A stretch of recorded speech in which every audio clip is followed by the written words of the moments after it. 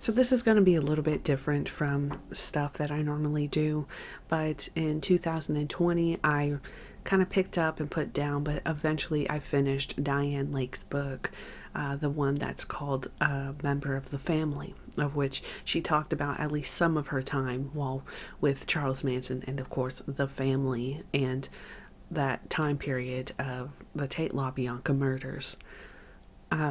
This is going to be a pure opinion piece, and if you have not read this book, I'm not going to fill you in. There's going to be spoilers, but I'm not going to summarize anything. I'm just going to say what I felt and what I thought after I read the book. And even though I wrote this review in 2020, I actually still feel the same way. My opinion really has not changed on the book since then. So I took my time in reading this one, trying to go slow and remember just about everything I could. Overall, I would say that this is a good book, but out of 5 stars, I'd rate it a 3.5. It's good at times, and it drags on at times. I feel like the book started out interesting, and I couldn't put it down. I was shocked in a way that her parents were the ones that essentially started her on the path to ending up with the Manson family. I was shocked for sure when I read that her grandfather molested her. I was, of course, disgusted that someone could do that. When reading about how her father had an itch to express his creative self and get away from the nuclear family life, I could understand in a way. I know what it's like growing up in the Midwest, and there's not much to do, let alone feel like you can thrive creatively. What I don't understand is why her father was a complete airhead. He was a misogynistic, self-centered, cheating, lying asshole that put himself instead of his family first. The fact that he really thought that there wasn't something fishy with exchanging their house for a trailer to travel to California just goes to show how gullible both of her parents were. I feel like Diane's mother essentially just went along for the ride with Clarence/Chance, since back in the 50s it was still taboo to be a single mother. When Clarence eventually left Diane's mother for another woman and bailed to California, I felt that was a sign, a gift even, for her mother to have the freedom from the loser that Clarence was. It is unfortunate that he essentially came wallowing back, and I wonder if he only wanted his wife and kids back because the other woman was tired of him. Later on, when they lived in Santa Monica and their dad started doing all these pseudo-intelligent hippie things, such as chopping down the table's height, I couldn't help but roll my eyes. What bothered me the most was that the dad would have intelligent discussions while high with the other hippies, and yet didn't seem to think anything significant with the idea of feminism. I'm surprised for someone that ran all the way to California to leave the Midwest life, didn't open himself up to other open-minded concepts of the time. I won't lie and say that the majority of the blame doesn't lie with Diane's dad. If he was a stable partner and didn't encourage Diane's mother to be so submissive, then none of the family members would have turned out the way they did. I can't say that Diane's mother isn't at fault, though, since she was a part of the problem, too. If her mother never went back to her dad, Diane wouldn't have turned up into a mess. What I and other people have said find disturbing with the book is how much Diane talks about sex. It's one thing to bring it up when it's part of the story, but once she brought up how she lost her virginity, it was like the floodgates were down and there were anecdotes about sex everywhere. Underage stuff. Diane was about 15 for majority of the stuff in her story. The fact she went from essentially a shy young teen to describing how she'd seduce men to appease Charlie or something was disgusting. I don't want to read that kind of stuff. And most adults don't either. I think that there could have been a lot more tactful ways for her to brought up certain parts of those kind of stories if it was really essential to the book. There were interesting bits in the story that I hadn't learned anywhere else, at least at that point in time. With Diane's book, I learned who apparently was Susan Atkins's baby daddy, of which, at the time that I had read the book in 2020, people had said was a totally different person from what other people had said. For example, in Jeff Gwynne or Gein's book, he wrote that apparently Susan thought that the father was probably some guy that she met in Arizona while the family were first traveling around in the black bus. Also, apparently Diane bit the umbilical cord for Susan's baby. That's something I had never known before either. Which honestly is interesting because there was always the rumor that Charlie bit the umbilical cord for when his baby Michael was born. But according to Diane's book, Charlie used a scalpel for Michael Valentine. There were things that I wish she would have brought up that didn't seem to appear at all. For example, she didn't bring up how did Susan find out she was pregnant, and what did the other family members do? What was Charlie's reaction? Also, she briefly mentions that Sandy Good had her baby, and that the women nursed on Sandy's breasts so that she'd still make milk while they were locked up in Inyo, which is disturbing. But Diane never brought up that Sandy was even pregnant until she had had her baby. I wish that perhaps moments like these would have been talked about because one of the points of the Manson family was for them to apparently make as many babies as they could. Ironically, only a few of the members seemed to have had any. I've read that Sandy's baby was actually Bobby Beausoleil's, and I hoped that perhaps Diane could have confirmed that in her book. Now, I could say, outside of this review, I know a lot of these questions I have been answered from various websites, but I'm just trying to focus on what I thought at the time in 2020 while, of course, writing this review and thinking retrospectively, too.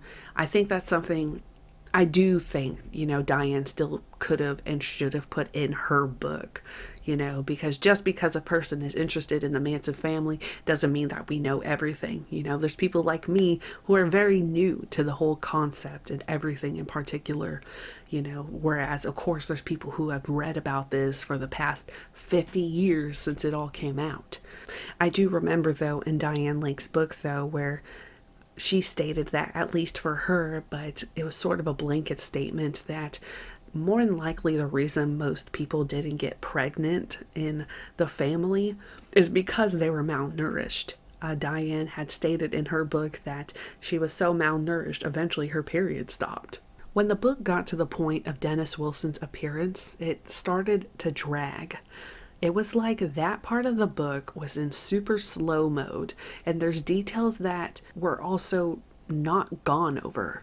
For example, it's Manson lore that the family used up so much money from Dennis Wilson that while they overstayed their welcome. And yet, Diane really only mentioned one hospital visit because Susan Atkins gave them all gonorrhea. It is apparent that Diane is a woman of faith, and near the end of the book, it kind of just starts ramping up. I wasn't disgusted, but it kind of seemed a little too much for me. Surprisingly, her book ends at her having testified in court and not talking about much after. I feel like her book suffered the same pitfall that Jeff Gein's book did, where both books seem to have sort of rushed near the end just to be done with it. For example, Jeff Gein's book didn't go over the trial as much as I would have expected, and Diane's book is the same way. Now, I understand that Helter Skelter is, I would say, the book for reading about the trial, but I feel like at the same too, if you're going to write a book about this scenario, you need to go over every part.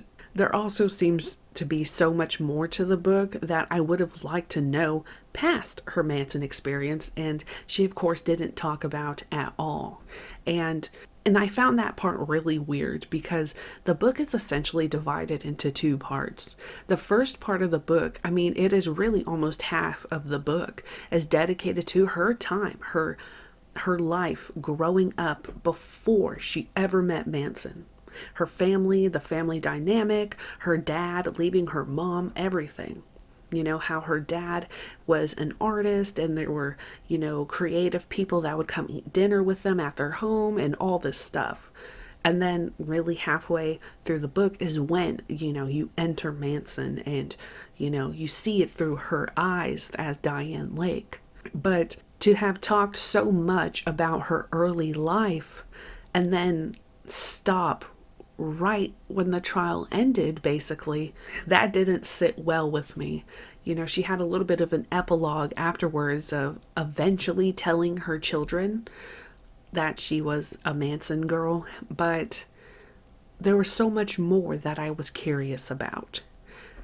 The epilogue talks a little bit about how she traveled Europe with a guy named Jim, and that relationship sort of faded away. She eventually met her husband and had her kids, and that fateful night that she told her kids that she used to be a Manson girl was one of the biggest parts of the after part. In fact, it was it was the opening part of the book, actually, too. Unfortunately, Diane's husband passed away from cancer about 5 years ago, so probably about, I think, 2015. But she's found love again, and I'm unsure of what she's up to and if she'd ever write another book again, because I think at this point she's in her 70s. Considering how much focus there was on her childhood and the wrongs that her father did in the first half of the story, I was really expecting to see some sort of follow-up on that. Even just as a reader, I wanted closure between Diane and her father, because her father honestly was a terrible person. He was a horrible father. He was a horrible father and a horrible spouse. Unfortunately, we never hear about her father again. After the one visit her parents were allowed when Diane was in the mental hospital before the Manson trial. All I know about her mother, though, is that she moved to Oregon and had another baby, of course, divorcing Diane's father. I'm really curious what happened to her dad and what he ever ended up doing with his life and whatever became of Diane's siblings. And did they harbor any resentment to their parents? I do know that from, I believe, a picture in the book, Diane's father at least lived long enough to walk Diane down the aisle when she got married, which I believe was in the 70s. What I think this book is good for is understanding how the dynamic of the family worked to some extent. I feel the same way about Jeff Gein's book too. Whereas Helter Skelter was much more about the legal proceedings, the two former books gave a really good insight as to how the family worked and why some people felt too hypnotized to get away. My only two gripes are that the descent into madness that Charlie started to exhibit kind of just comes out of nowhere in both books, and the writing seemed to depreciate near the end of Diane's book. There is just a lot of weird ways that things are worded, like as if no one bothered to reread it to ensure that it made sense. Would I recommend this to someone who has never read about anything about Manson before? No, actually I wouldn't. I think that this is one of those books that you read if you are deep into the rabbit hole and you know who everyone is in the family and how most of the dynamics already were. Otherwise, I feel like reading the things that Diane wrote, especially in the first half of the book, may be lost on you. And it wasn't until after I wrote my review that I really thought about it too. And another good point about one of the pitfalls of reading Diane's book is that in reality, when you think about it, a lot of the questions a person would have for a Manson family member would not be answered in a book like this anyway. Because when you think about it, what do most people read a Manson book for? Personally, I would assume, And for myself also, I would like to know what these people thought when the murders happened. What was their mentality, and why would they do it? Granted, of course, Diane Link wasn't a part of that. And she was horrified when, people like Leslie Van Houten and Susan Atkins and Patricia Krenwinkel were all laughing in the desert about murdering people. But at the same time, too, it wasn't, like I said, until after I read the book, finished it, and thought about it that I realized trying to get any questions answered was really futile, because it just comes down to Diane's age. Diane was too young to be part of the festivities, if you want to call it that. Despite all of the other horrible things Charlie did to her, she was not part of the group that committed the worst crimes. In fact, it seemed that Diane was, of course, just there, and not long after Charlie found another girl and moved on from Diane, she just didn't seem to matter anymore, which, of course, is something that she talked about in her book a lot, really just not mattering to anybody. And like I said, I wouldn't recommend this as like a Manson family first read, because you're not going to get any questions answered for the most part. And I think a lot of the concepts about the family wouldn't make sense to somebody just trying to get their feet wet with this. Diane was just too young to be in these certain events. I don't know how to really, she was just too young to be in certain events, like with Susan Atkins or Tex Watson, or even really, Leslie Van Houten. Even the youngest of the people that are still in prison today were probably about like 5 years older than Diane. And so, Charlie wasn't looking at Diane to go commit murder. He was looking at these other people who are older than her and this and that. So in conclusion, that's my review. If you're into the whole Charles Manson thing, and if anything, you just want to see a little bit from her point of view, I would say, yeah, maybe check it out. If you don't really care about, her life, I would skip the first half of the book. If you just want if you want to understand more about the culture of the family, and their hierarchies, I would say, just read the second half of the book, kind of get a little bit more insight to more of the personalities of some of the people, because I do think one good thing about this book is it really established how sour of a person Susan Atkins was. And I think this is one of those books where she says herself, Diane said that a lot of people did not like Susan Atkins, and she was a pain, a thorn in Charlie's side. So I thought that was really interesting, So I hope you enjoyed this review, and I think I will do a couple more later.